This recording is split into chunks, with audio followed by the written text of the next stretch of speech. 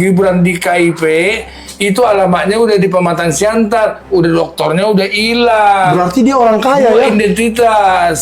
Berarti dia orang kaya ya? Sudah pemalsuan berarti kan? Ya udah. Halo teman-teman semuanya, selamat datang kembali di channel ini. Jumpa lagi dengan saya Peki Himpong. Apa kabar kalian semuanya? Aku berharap teman-teman semua di rumah bersama keluarga tercinta selalu dalam keadaan yang sehat. Video kali ini ada berita yang sangat menarik yang akan kita bahas bersama-sama menjadi ruang diskusi publik. Dan kalian harus stay sampai selesai karena ini adalah berita yang mungkin belum kalian ketahui sebelumnya tentang Rismon. Ini dibuka secara langsung oleh orang yang dulu adalah sahabat yang sering bergaul karib dengan Rismon Sianipar, yaitu Janes dan Michael. Dalam kesempatan kita seringkali melihat mereka selalu bersama-sama terlihat karib, akrab dan satu hati. Akan tetapi hari ini mereka tercerai berai dan dalam pandangan mereka Rismon bukan lagi sahabat tetapi sudah menjadi lawan yang harus mereka buka semua kartunya. Kita akan segera bahas, tapi sebelum itu jangan lewatkan hari ulang tahun YouTuber Nusantara yang pertama akan diadakan di Solo tanggal 4 April. Yang menjadi tamu kehormatan kami adalah Pak Joko Widodo yang kemudian bersedia untuk berpidato di sana. Jangan sampai terlewatkan karena kalian semua adalah bagian penting dari perjalanan YouTuber Nusantara. Kita akan segera bahas video yang pertama. Check it out. KTP Rismon selama ini bergelar doktor. Kita sama-sama saksikan. Bukan curiga, kenapa? Iya betul, karena dia KTP-nya doktornya itu ada alamatnya di Klaten. Oke. Ini nggak apa-apa, pemirsa baca dulu nih. Saya nggak apa-apa biar kasih unjuk nih. Mana nih kamera tuh? Di zoom dulu dikit tuh. Itu dokter di Klaten alamatnya. Nah, inilah ditutup, inilah dia ditakutin sama dia karena mengaku dokter dari Yamaguchi, ternyata S3-nya itu palsu. Palsu. Nah, kemarin di acara interupsi kalau nggak salah teman-teman ya, ini sudah dibuka sama di Klaten tuh. KTP Rismon itu. ternyata, Dia ya, pakai oke. mobil pakai ini. Ya. Sesudah dia sekarang kemarin mendaftar untuk menggugat Gibran di KIP, itu alamatnya udah di Pematang Siantar, udah dokternya udah hilang. Berarti dia orang kaya ya? Identitas. Berarti dia orang kaya ya? Sudah pemalsuan berarti kan? Ya udah, ini kan makanya dia. Berarti yang canggih produsernya Ini dong. dokternya ini. Iya, disiapkan nama produsernya. Tuh. Akan tetapi yang terbaru ini KTP-nya udah berubah.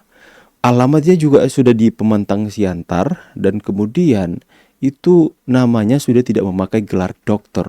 Apa karena sudah ketahuan?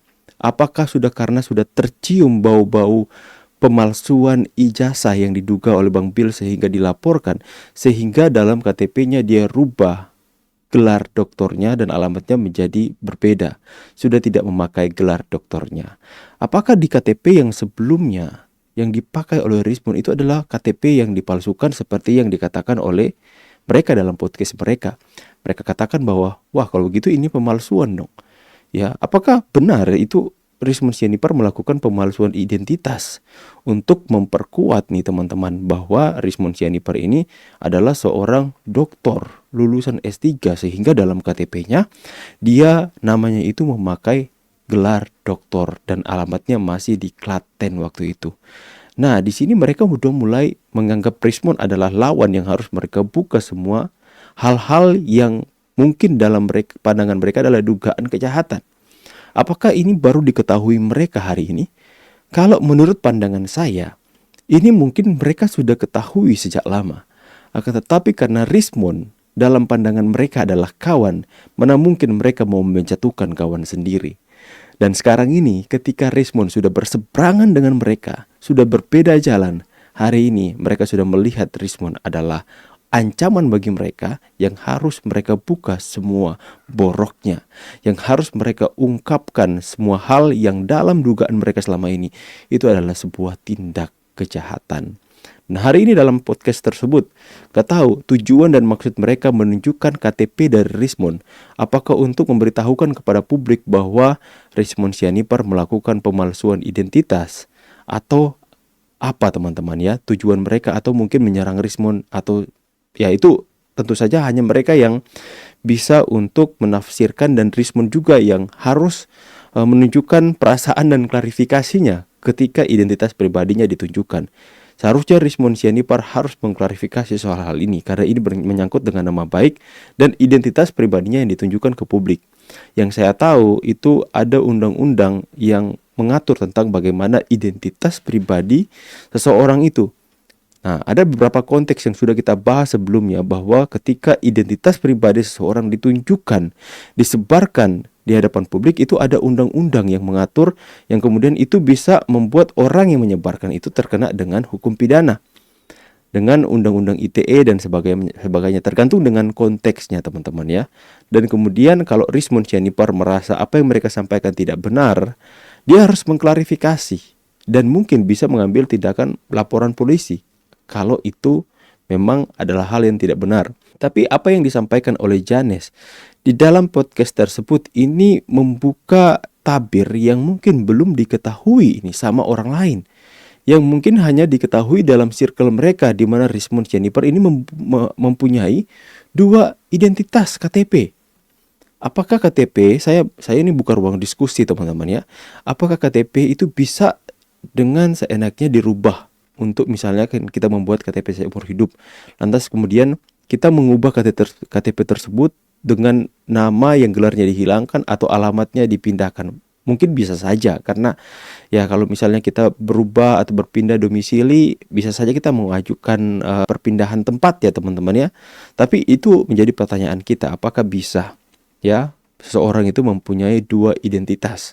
Jadi ketika mereka melihat dan menilai hari itu adalah sebuah hal yang mengganjal, makanya dalam podcast tersebut dia mengatakan seperti ini teman-teman, pemalsuan. Coba kita dengarkan sekarang. Iya, disiapkan nama produsernya. Nah, ini kan makanya dia Berarti yang canggih produsernya ini dong. dokternya ini. Berarti dia orang kaya Itu ya? sudah pemalsuan berarti kan? Ya Itu sudah pemalsuan berarti kan. udah, ini kan makanya dia Berarti yang canggih produsernya ini dong. dokternya ini. Nah, apa yang dikatakan oleh Dr. Zulkifli ya, kembali lagi dia melihat bahwa apa yang dilakukan oleh Rismond Sianipar adalah sebuah kecanggihan dari produsernya katanya. Jadi pertanyaan, siapa yang Anda maksudkan sebagai produser?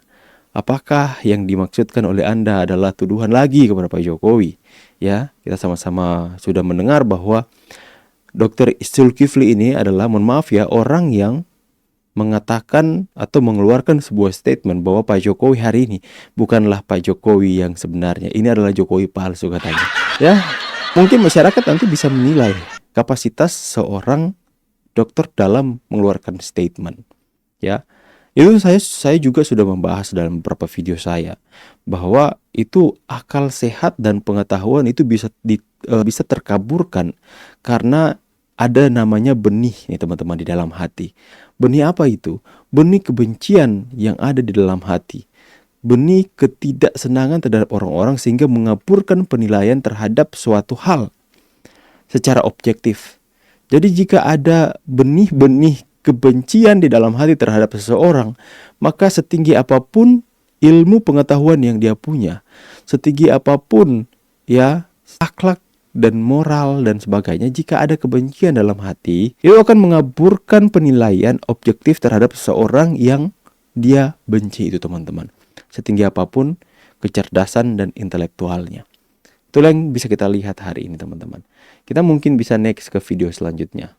Saya cuma mau menyanyikan satu lagu buat Roy Suryo. Tiba-tiba jadi penyanyi Bang Adi Darmawan ini ya teman-teman ya. lagu. Oke, buat Mas Roy.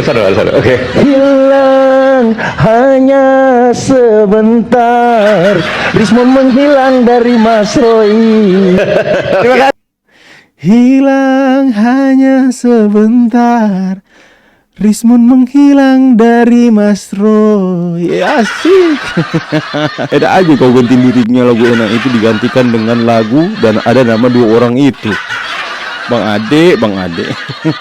Dan kita melihat Roy Suryo hanya dalam hatinya mungkin lucu teman-teman ya. Ini orang nyanyi apa sih?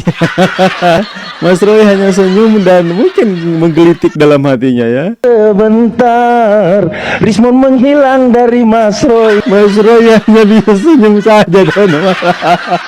Lucu senyumnya teman-teman, lihat ya. Rismond menghilang dari Mas Roy. Ini niat dari Bang Ade ini mau membuat situasi lebih menyedihkan lagi, karena ya kita mau melihat ekspresi dari Roy Suryo sekalipun dia mengatakan wah itu kecil katanya. Roy Suryo itu Rizmon Sianipar itu kecil, seperti menunjukkan sikap atau perilaku yang dimana tidak apa-apalah kalau misalnya Rizmon pergi, nggak apa-apa, nggak pengaruh. Tapi sejatinya itu melukai loh. Sejatinya itu menampar. Itu benar-benar menyakiti hati Roy Suryo dan Tifa. Karena Rizmon Sianipar ini adalah bagian yang begitu penting dalam setiap narasi yang mereka bangun hari ini.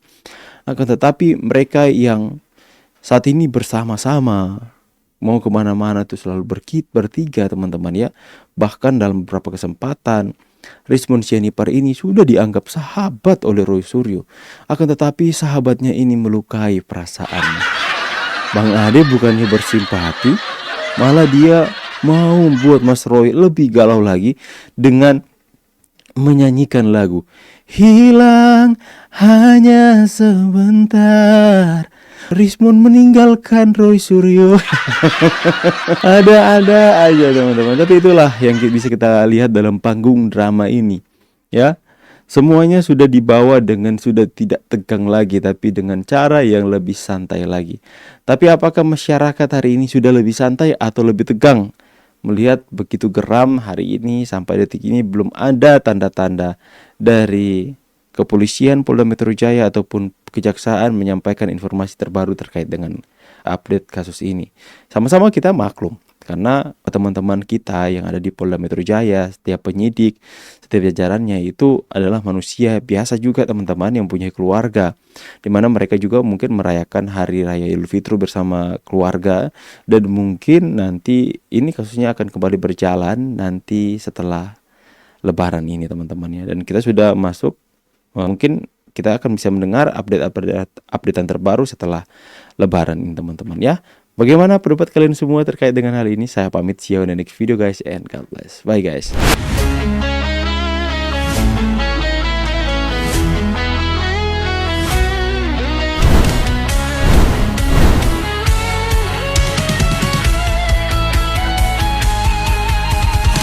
Dari utara sampai ke timur, suara jujur kini bergema.